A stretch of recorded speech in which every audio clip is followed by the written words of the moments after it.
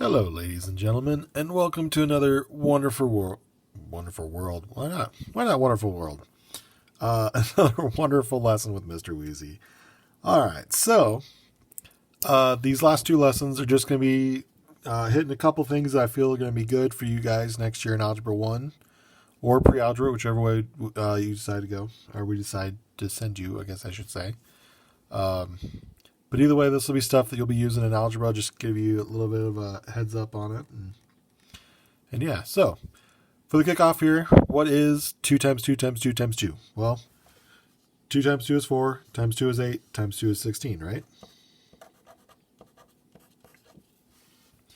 Now, if we have that same number that's being repeated over and over and over while we're multiplying, it's got to be an easier way to do it instead of keep going times 2, times 2, times 2, times 2, right?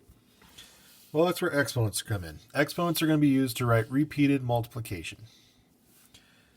So an exponent is going to tell you how many times that base, which is the number that's being multiplied, is going to be used as a factor. So how many times will that same number be multiplied, essentially?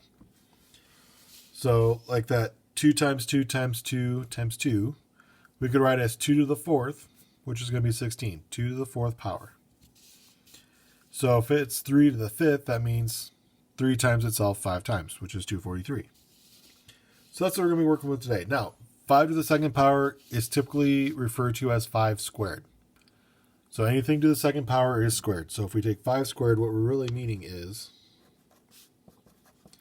5 times 5. Well, if we take 5 times 5, we know that's 25. So 5 squared, 25. 4 to the 1st power. So again, we're doing 4 to the 1st. Well, how many times are we times in the 4? Well, just the once. So we just get 4.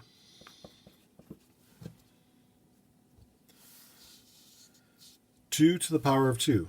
So 2 squared. In other words, 2 times 2, which again is 4. Kind of got a 4 theme, sorry. We'll switch it up though and go 100 to the power of 3. So 100 to the 3rd power. So, in your calculators,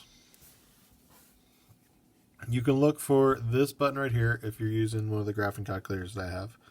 A lot of your basic calculators will have that little arrow thing, or you might see it as like Y, X, like that. So that's what you're going to use to put in the power. So like here, I would do 100. Then this little deal to raise me to a power, and then I'd put in the 3rd and hit enter. So you might have to do, your base number, which is 100, and the arrow, and then the power. If you have it like this, you may have to put the power in and then hit that. So go 100. Well, no, I think you do have to hit that one first. And then you'll hit enter. So it'll just depend on your calculator, but you'll want to look for one of those buttons. That's what's going to help you put in these powers, which 100 to the 3rd power is 1 million. So that's exponents. Essentially how they're working. Just remember it's that times itself that many times. So again, 100 to the 3rd, that's 100 times 100 times 100. You're doing it 3 times.